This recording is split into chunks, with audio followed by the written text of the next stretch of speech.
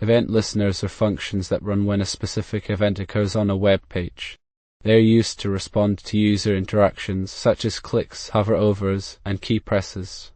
Event listeners are useful for creating interactive web pages that respond to user input. They allow us to add functionality to our web applications without using complex code.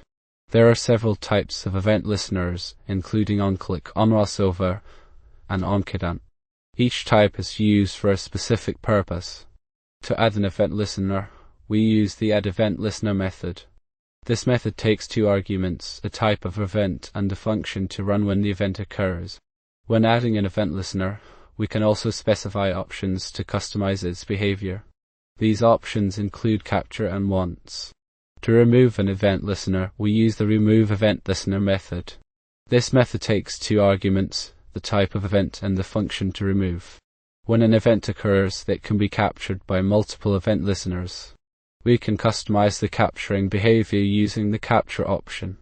When an event occurs, it can bubble up the DOM tree. We can customize the bubbling behavior using the capture option. When an event occurs, we can use a proxy to customize the capturing behavior. When an event occurs, we can pass arguments to the event listener function. When an event occurs, we can return a value from the event listener function. When an event occurs, the context of the event listener function is set to the element that triggered the event.